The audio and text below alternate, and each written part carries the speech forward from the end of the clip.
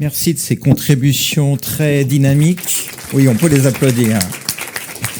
Qui mêlent à la fois une institution, des organismes professionnels et des acteurs de terrain. Donc voilà, comme on dit, la meilleure façon de marcher, c'est de mettre un pied devant l'autre, puis de recommencer. Donc on va aller vers cette perspective-là. Alors certains pensent qu'on n'échappe pas au droit ou à l'économie. Nous, on pense qu'on n'échappe pas à la philosophie. Voilà. Alors on a cherché un philosophe qui pouvait ponctuer cette matinée. Et moi, j'ai un de mes livres de chevet qui est La ville et l'urbain, l'état des savoirs, qui a été dirigé par Thierry Pacaud, dont je pensais d'ailleurs qu'il était urbaniste. Parce qu'il a beaucoup accompagné tous les mouvements sur le projet urbain. Il a enseigné à l'Institut d'urbanisme de Paris, devenu École d'urbanisme de Paris. Et puis, il s'est intéressé au cinéma. Dans cet ouvrage Somme, il y a un article écrit par Thierry Pacaud, justement, sur le cinéma et la ville. Et puis, au-delà des questions auxquelles il s'est intéressé, à la fois projet urbain, écologie et les relations entre l'écologie et projet urbain, il s'est beaucoup intéressé au cinéma. Il a animé un ciné-club, la Cité de l'Architecture. Il a été président du festival de l'association Images de Ville à Aix-Marseille et Martigues, et qui est l'un des grands festivals qui parle de la question de la ville. Et il nous semblait que c'était le mieux à même d'intervenir et de ponctuer cette matinée avec cette perspective. Merci Thierry. Ici ou là, comme vous préférez. Oh, je me fais là.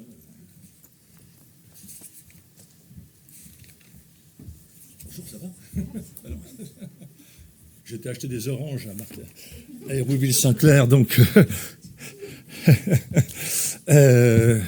merci beaucoup, Christian. Donc, un philosophe dans un débat comme celui-ci, c'est un éléphant dans un magasin de faïencerie, d'une certaine façon. Mais mon incompétence me permettra d'évoquer quelques naïvetés. Alors, je vais reprendre un certain nombre de thèmes de ce matin. Je vais les chahuter un petit peu. Et puis ensuite, je développerai... J'ai prévu plein de trucs. Hein. Vous n'êtes pas pressé, j'espère. Hein, parce que, j'ai préparé pas mal de choses pour essayer d'anticiper justement les 30 ou 40 ans qui viennent. Alors, le premier point, c'est la notion de transition écologique. Dorénavant, elle est battue en brèche, elle est critiquée, à juste titre, me semble-t-il, et il ne faut plus l'utiliser. Et parce que souvent, on s'aperçoit qu'il y a un écart entre le mouvement des idées et les mouvements sociaux, et donc il nous faut revenir sur le sens des mots, le sens des formulations, leur histoire, leur circulation, etc. Et alors, depuis quelques années, il y a une réflexion majeure sur la notion de transition écologique. C'est même le nom d'un ministère, c'est l'intitulé de cette journée. Et donc je vais me faire mal voir, mais je pense qu'il ne faut plus l'utiliser. Pourquoi? Parce que c'est à la fin du 19e siècle qu'on a commencé à imaginer l'histoire des progrès techniques et des transformations énergétiques par une succession logique d'âges. On est passé de l'âge du vent à l'âge du bois, à l'âge du charbon, à l'âge du fer, etc., l'âge du pétrole, ça a été dit tout à l'heure. Bon, et en fait, c'est faux. C'est-à-dire que cette idée d'une progression linéaire, itérative et progressiste ne fonctionne pas.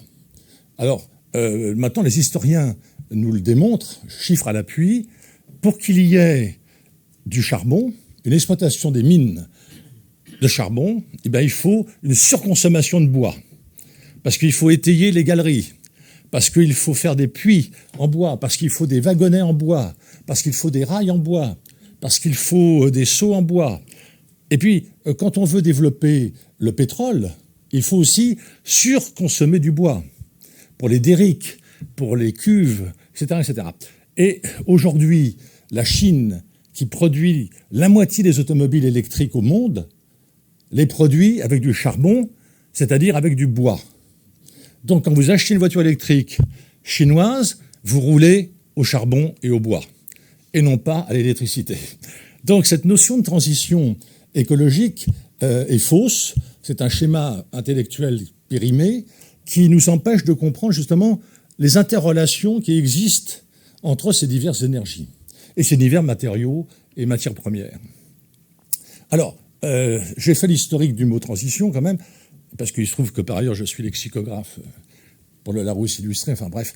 Et ce terme apparaît chez les démographes à la fin des années 30, où on parle de transition démographique, pour caractériser le moment où le taux de natalité et le taux de fécondité baissent simultanément à la baisse du taux de mortalité. C'est-à-dire que, pour le dire autrement, la pyramide des âges, avec un socle très élargi et un sommet qui tarde à gravir, eh bien, est en train de changer à ce moment-là. C'est-à-dire qu'il n'est plus nécessaire pour une femme d'avoir 12 ou 14 grossesses pour mener à l'âge adulte 2 enfants. Mais 2 grossesses lui suffiraient. Vous voyez, c'est un progrès considérable, évidemment, qu'on mesure mal, les hommes. Et ce qui est important, c'est que cette transition démographique va servir à toutes les politiques de natalité que les organisations internationales vont lancer au lendemain de la Seconde Guerre mondiale. Vous voyez aussi la répercussion fondamentalement politique par rapport à ce qu'on avait appelé, à partir de 1952, le tiers-monde, quand Alfred Sauvy, un démographe, invente l'expression. Bon, vous voyez, donc tout ça, c'est important. Et il y a un autre courant de pensée qui parle de transition, c'est le courant de pensée marxiste, qui considère que pour passer du capitalisme au communisme, il faut une période de transition qu'on va appeler le socialisme. Alors là, il y a plein de bouquins, enfin des 10 kilos, qu'on lit plus maintenant parce que c'est quelque chose qui appartient à une autre histoire. Et puis, il y a la transition écologique qui surgit depuis une quinzaine d'années. Et il vaudrait mieux parler de mutation ou de métamorphose, parce que ça nécessite justement de saisir un certain nombre de choses en même temps. Alors, si je regarde les textes, je vais prendre le rapport le plus important pour nous, c'est celui du GIEC, du volume 2 du 3e groupe, enfin peu importe, c'est un texte de 2022. Le mot transition y figure 4400 fois. Le mot décroissance y figure 20 fois. Vous voyez comment, là, dans l'état d'esprit des gens, de nos décideurs, de nos dirigeants, de nos savants, transition écologique, c'est important, mais les moyens de cette transition qui aurait pu être la décroissance, n'est pas mentionné. Donc on est dans une société de croissance, pour la croissance, mais on va transitionner. Alors on ne nous dit pas trop comment. Voilà. Donc je crois qu'il nous faut réfléchir à ça, surtout quand on sait que le plus grand parc éolien du monde, en Norvège, sert à alimenter les plateformes pétrolières. Donc là, il y a une contradiction ô combien gigantesque. C'est-à-dire qu'on veut faire de la transition, mais en fait, on fait son contraire. Alors, autre mot sur lequel je vais assister maintenant, c'est le terme de ruralité. Je m'attendais à en entendre beaucoup plus ce matin, parce que tu m'en avais parlé, et tu m'avais parlé de c'est quoi le cinéma dans le monde de la ruralité, etc. Avec donc les déplacements automobiles, et bon, toutes ces choses-là. Et donc, du coup, j'ai réfléchi à cette notion de ruralité qui est très récente. Et là aussi, il y a un ministère. Comme quoi, ça veut dire que c'est quelque chose qui est dans l'air du temps. Étymologiquement, le mot ruralité désigne tout simplement le caractère de ce qui est rural. Mais on parle surtout de civilisation paysanne, on parle surtout de civilisation rurale. Je pense aux grands travaux d'André Varagnac, par exemple, ou même de Jean Giono, qui a écrit des textes très beaux là-dessus. Et donc, on est à cette idée qu'il y avait des paysans, c'est un monde rural. Ces paysans sont devenus des agriculteurs, qui sont devenus des exploitants agricoles, et qui s'appellent maintenant moléculteurs. Alors là, on est dans quelque chose d'autre. On est dans une agriculture productiviste qui se part de vertus scientifiques, de laboratoire, et on n'est plus paysan du tout, on est moléculteur. Et ces agriculteurs-là, je garde l'ancien terme, qui est plus simple, vont fabriquer un remembrement absolument considérable qui va unifier les paysages de la ruralité, précisément. C'est-à-dire que j'imagine que vous circulez tous dans notre beau pays, et vous avez certainement pu constater en 20 ans, et peut-être même moins, que les haies ont été supprimées, que les fossés ont été comblés, que les talus ont été ramassés, et que du coup, on a remembré des terres pour que les paysans qui cultivent des céréales puissent avoir des parcelles de 200 ou 300 hectares. Je vous signale du reste que 98% de la production de maïs en France sert pour faire du biocarburant. 98%, c'est considérable. Hein. Et le blé, pareil. J'étais très très heureux d'entendre l'exposé sur la salle de cinéma avec de la paille, parce que la paille est un matériau d'avenir qui permettra en même temps de renouer avec la production de céréales anciennes qu'on a un peu oubliées et de créer de nouvelles filières comme celle du paysan céréalier qui devient boulanger. Ça se développe pas mal. Et de boulanger, évidemment, il y a un produit dérivé du blé ou de la paille qui va servir à la construction. Et il y a 10 000 bâtiments en paille en France. C'est donc pas mal. C'est le pays où il y en a le plus. Et ça continue à se développer. Et du reste, il y a tout un mouvement de jeunes architectes, urbanistes, paysagistes, designers, qui essayent de populariser le BTP, bois, terre, paille, contre l'autre BTP, des bétonneurs, des 5 majeurs, précisément de ce BTP Omni. Je vous signale qu'une tonne de béton armé Portland génère 1 tonne de CO2. Il ne faut plus du tout construire en béton. Et pourtant, dans la majorité des écoles d'architecture de France, on continue à enseigner le béton. C'est des groupes d'étudiants, bien souvent, qui contestent l'enseignement qu'ils reçoivent, qui demandent à en savoir plus sur les matériaux biosourcés et biolocalisés. Donc vous voyez, c'est des choses qui évoluent, mais très très lentement. J'étais très impressionné par d'abord la masse de travaux qui existent sur votre thématique, mais en même temps, j'étais un petit peu, comment le dire sans être trop catégorique, je vous ai trouvés tous très optimistes. C'est bien, mais je pense que ça ne va pas si vite, malheureusement, parce que les obstacles, et les obstacles économiques, sont massifs. Et moi, je le vois dans le domaine qui est le mien, de réfléchir beaucoup sur l'architecture, l'urbanisme, etc. Enfin, l'urbanisme, c'est un mot toxique que j'utilise plus, mais je m'aperçois à quel point on n'a pas accès aux médias. Les médias appartiennent au groupe des bétonneurs et à ceux qui possèdent aussi la téléphonie. Donc, il nous faut inventer de nouveaux réseaux de médias pour pouvoir exprimer justement nos critiques de cette architecture ou de cette production urbaine qu'on déteste. Alors, j'en arrive à... Oui, je saute des choses, il faut me dire... D'accord. J'en arrive à une sorte de portrait un petit peu de notre société urbaine. Je fais partie de ceux qui, depuis une quarantaine d'années, parlent d'urbain et non plus de ville. Je pense que ville et campagne, ça n'existe plus. Nous sommes sur une terre entièrement urbaine. Alors les chiffres habituels des Nations Unies, 48%, et dans 10 ans, 54% de la population sera urbaine. Non, je pense que nous sommes tous des urbains depuis très longtemps, mais que nous ne sommes pas tous des citadins, ce qui modifie évidemment la perception des choses.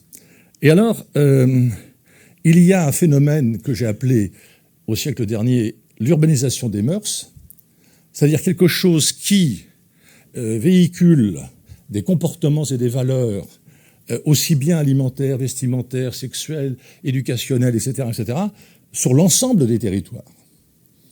Aujourd'hui, un paysan indien ou un paysan malien regarde sur son smartphone les cours mondiaux des biens alimentaires qu'il cultive.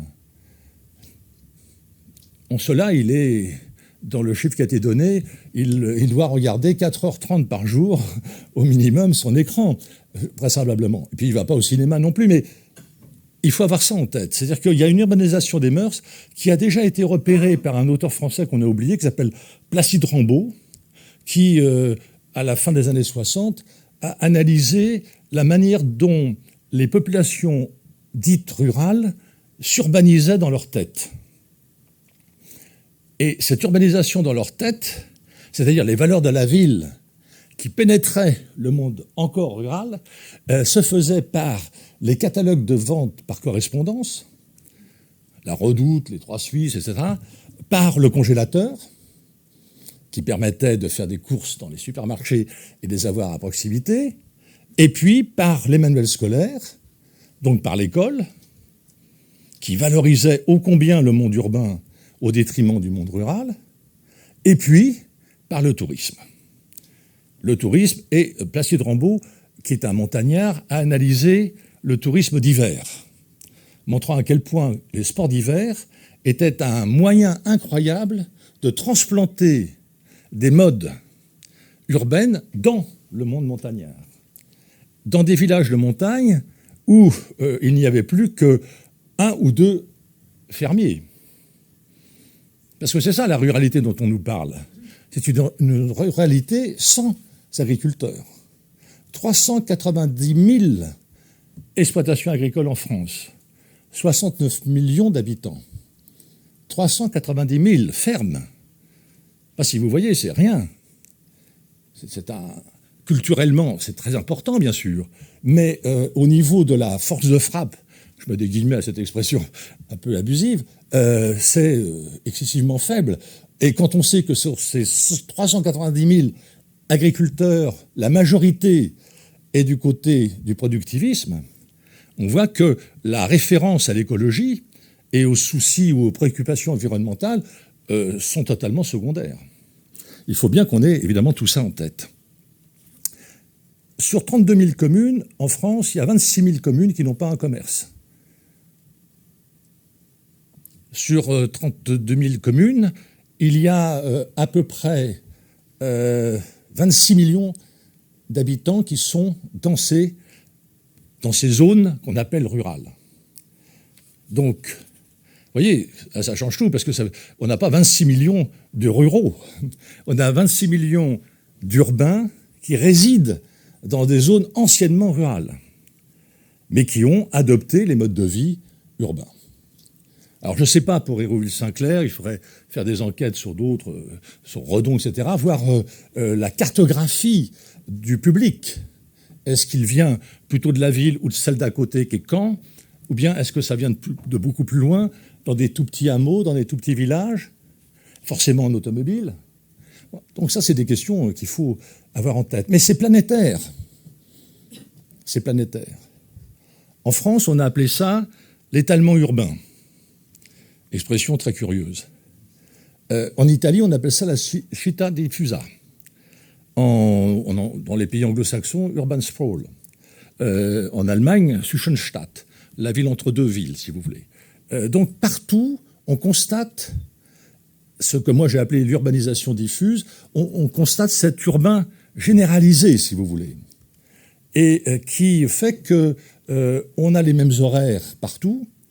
On a les mêmes occupations, les mêmes désirs de consommation et les mêmes réseaux de distribution.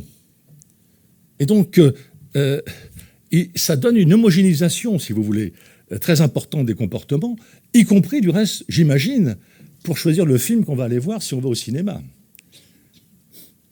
Parce que l'idée qui a été développée par plusieurs personnes de ce matin, de dire qu'on va conscientiser une partie de la population à l'écologie par des films, personnellement, j'en doute fort. Tu l'as dit, je te remercie, pendant plus de 25 ans, j'ai animé des ciné-clubs sur les films d'environnement. Combien de fois il y avait 2 spectateurs?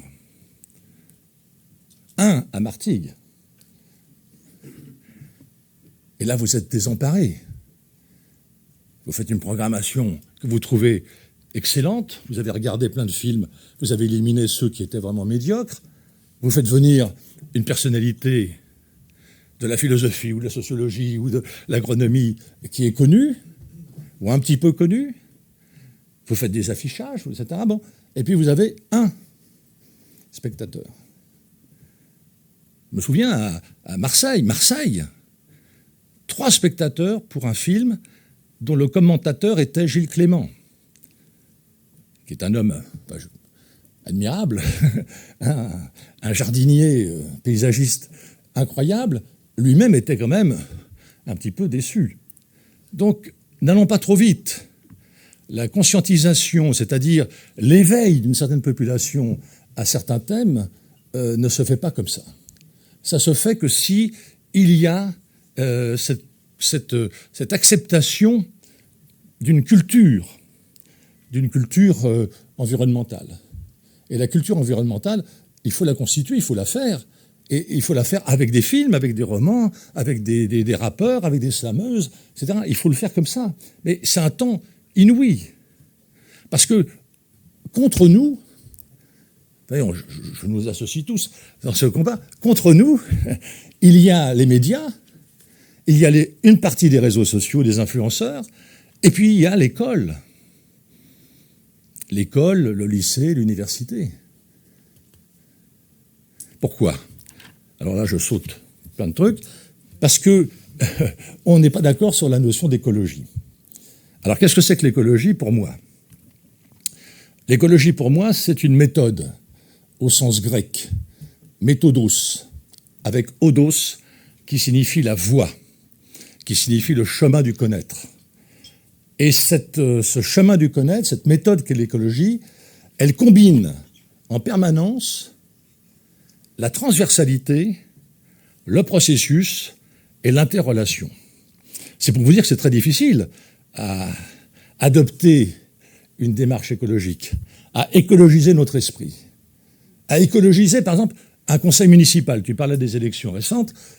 Si je veux écologiser un conseil municipal, je supprime toutes les attributions, toutes les prérogatives verticales. Monsieur ou madame adjoint au maire à la sécurité, monsieur et madame ou madame adjoint au maire à la petite enfance, l'agriculture urbaine, à la ville à la taille d'enfant, ou à cette sottise idiote de la ville du quart d'heure, parce qu'il y a plein de trucs qui sortent de temps en temps, ça n'a aucun sens, puisque l'écologie dans l'interrelation, la transversalité et le processus. Il faut donc inventer des conseils municipaux qui fonctionnent de manière collégiale, et on est dans tout à fait autre chose. Alors j'en avais parlé à Éric Piolle quand il a été élu à Grenoble la première fois, et il m'avait dit « Ah, c'est une bonne idée, mais c'est impossible. Parce que le jeu des alliances fait que j'ai obtenu le soutien de tel parti politique en échange de la délégation à l'urbanisme, par exemple. » Et donc, il était coincé. Et tant qu'on ne change pas ces manières de faire, on ne change pas le comportement des gens, non plus. Donc on est dans quelque chose qui, pour moi, conduit à la répétition du même, si vous voulez. Alors, j'ai regardé, parce que je pensais devoir vous en dire plus, mais là je me tais, parce que je suis d'une incompétence totale. J'ai regardé toutes ces publications magnifiques de la FEMIS, du CNC, de l'ADEME, etc., de tout ce qui nous a été dit ce matin. C'est extraordinaire, hein. Je suis absolument bluffé, je trouve ça très bien et je suis ravi que ça continue là-dessus. Mais est-ce que ça réfléchit assez sur les transformations de nos territorialités en même temps que les transformations qui affectent l'industrie cinématographique? C'était dit à plusieurs reprises, le cinématographe est né en 1895, parmi les premiers films sont résolument urbains, Arrêt du train à La Ciotat, et puis Sortie des usines Lumière. Ça, c'est urbain. Bon. Naïvement, j'avais cru que la métropole qui naissait au même moment, parce que c'est à la fin du 19e siècle qu'on commence à imaginer le grand New York, le grand Berlin, le grand Vienne. Le grand Paris, c'est 1911 seulement, mais peu importe. Donc, on a cette idée de regrouper plus de quartiers pour en faire une grande ville. Bon, je m'étais dit, tiens, la métropole est contemporaine du cinématographe, ils vont avoir des destins communs. Pas du tout. Ils ont des destins parallèles, avec quand même des changements notoires. C'est-à-dire que tout d'un coup, la ville n'est plus représentable cinématographique. Bon.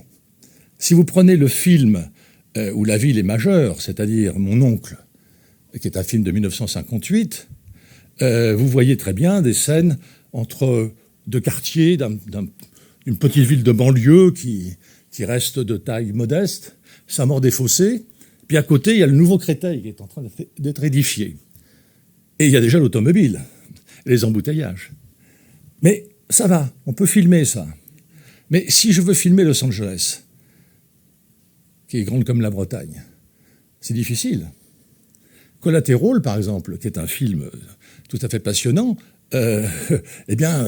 filme le héros dans un taxi qui circule. Parce qu'on ne peut pas attraper, on ne peut pas représenter la ville à travers simplement ce qu'on a appelé le centre-ville. Alors en France, il y a une notion qui vient du Québec, du reste, qui a été inventée par un géographe français qui a fini sa carrière en Suisse, Jean-Bernard Racine, et qui invente la notion de périurbain par rapport à l'extension spécifique de Montréal. Vous voyez, je vous le dis, c'est vraiment exclusivement spécifique, si je puis dire. Et ce mot a été repris partout. Mais ce qu'on n'a pas compris, c'est que la périphérisation de la ville crée une nouvelle centralité. La centralité commerciale et du multiplex, et de la pharmacie, et du pôle de santé, et de France Travail, tout ça se trouve maintenant dans les périphéries. Les périphéries de Châtellerault, de Châteauroux, de Périgueux, de Saint-Étienne. Et le centre-ville, lui, a été périphérisé. Donc il faut qu'on prenne en conscience cette transformation du territoire qui est essentielle.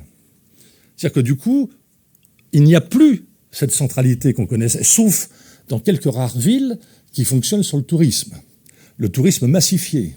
Mais le tourisme massifié exige une homogénéisation des temporalités. Le tourisme, c'est d'aller dans l'espace de l'autre avec sa propre temporalité à soi. Ce qui est une transformation culturelle terrible, ce qui est une violence culturelle absolument terrible. Alors, voyez, je vous dis, il n'y a plus de ruralité, je vous dis, il n'y a plus de périurbain. Bon, mais ce n'est pas négatif ce que je raconte, c'est simplement pour dire qu'il nous faut réfléchir et faire des contre-propositions conceptuelles, théoriques, bien sûr. Alors, on a parlé de tiers-lieux. Quand l'Américain Ray Oldenburg invente cette expression en 1982 aux États-Unis, dans un article, et dans un livre de 1989 qui s'appelle « The Great Good Place », les grandes bonnes places, si vous voulez, les bons endroits. Quelle est sa thèse? Il observe l'Américain de la suburb et il dit il a deux lieux, sa maison et son endroit, son travail. Et il lui manque un troisième lieu, celui de la sociabilité. Et donc, en voiture, il rentre chez lui et il s'arrête dans un bar, dans une librairie, chez le coiffeur, dans une épicerie, où il va prendre ses habitudes, où il va rencontrer d'autres gens comme lui, et ils vont parler. Et donc, ils se donneront rendez-vous de manière informelle, très régulièrement, et cela est appelé tiers-lieu. C'est spontané, c'est bon marché, ça disparaît comme ça naît. Ça n'a rien à voir avec l'institutionnalisation des tiers-lieux en France. Nous, c'est financé par l'État ou la municipalité ou la région. Ça mélange coworking, Fab Lab, etc., etc. Ce n'est pas un tiers-lieu au sens de ce que ce sociologue met en avant, qui a été repris du reste par une Américaine qui s'appelle Lisa Pitti, qui a écrit un livre sur la ville conviviale. Et Lisa Pitti est la petite-fille de Robert Park, le fondateur de l'écologie humaine de Chicago. Vous voyez, tout ça est, dans la circulation des idées, tout ça est excessivement important. Et elle nous dit, il y a dans la ville conviviale la capacité de produire du commun, c'est-à-dire de faire communauté. Et elle dit, le Ku Klux Klan, produit du commun et fait de la communauté.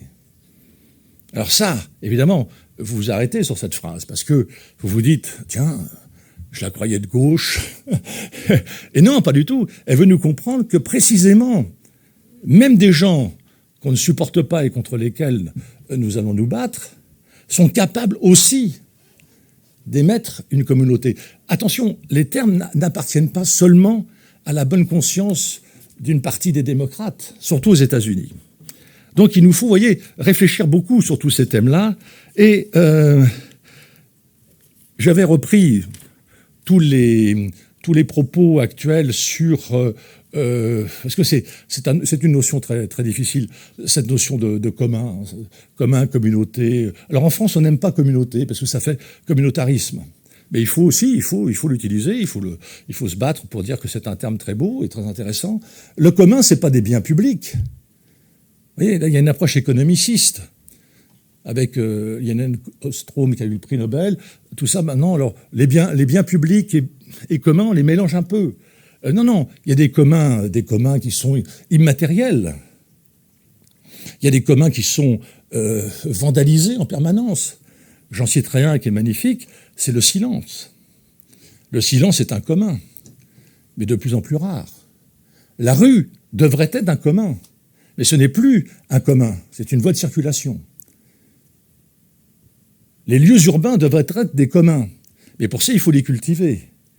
Et on les transforme en ressources. On les appelle espaces publics. Vous voyez, ça, c'est terrible. Alors, j'ai écrit un bouquin sur l'espace public pour comprendre d'où ça venait. C'est un truc franco-français. Il n'y a pas de mot en arabe, en russe, en japonais, en coréen, en chinois, pour dire espace public. Et en français, ça a une connotation juridique liée à la propriété. C'est privé ou public. Alors j'ai fait l'historique du mot privé, ça vient d'un vieux terme français, privance, qui signifie douceur. Et la douceur était une des qualités fondamentales de la vie démocratique grecque. Jacqueline de Romilly a fait sa grande thèse sur la douceur chez les Grecs. Mais imaginez un candidat qui met sur son affiche « Je suis pour la douceur ». Il ne sera pas élu. Par contre, il dit « Je veux réactiver des communs ». Comme c'est un terme à la mode qui ne veut rien dire, aussitôt, on dira « je vote pour lui ». Commun, c'est un terme qui va donner communisme, qui est un très beau mot, mais il a été confisqué. Donc il faut qu'on se le réapproprie. Mais ça va être une autre paire de manches. Alors, vous voyez, je crois beaucoup à cette nécessité de nous arrêter sur le sens des termes. Et on a entendu, tout à l'heure, j'ai entendu cité, par exemple. J'ai pas entendu banlieue, j'ai entendu cité. Alors cité, je me permets de vous recommander un article absolument magnifique d'Émile Benveniste, qui est un linguiste français remarquable, qui a publié en 1968 un article intitulé « Les deux modèles étymologiques, les deux modèles linguistiques de la cité ». C'est-à-dire qu'il analyse le modèle grec et le modèle romain. Et il montre qu'ils sont à l'opposé l'un de l'autre. Ce qui déjà est quelque chose d'incroyable parce que ça casse une idée reçue, qu'on enseignait même, de ce qu'on appelait l'Antiquité gréco-romaine. Non, là il démontre que c'est deux univers politiques, deux univers culturels totalement différents. En Grèce, vous avez l'acropole, c'est-à-dire une forteresse, un fortin, qui existe, et vous entrez dans l'acropole, je caricature un peu évidemment, vous entrez dans l'acropole et vous obtenez le statut de citoyen. C'est-à-dire que vous entrez dans la police et vous devenez polites, c'est-à-dire vous obtenez ce statut. Dans le modèle latin, c'est l'inverse. Ce sont les citoyens qui, en se regroupant, créent la ville.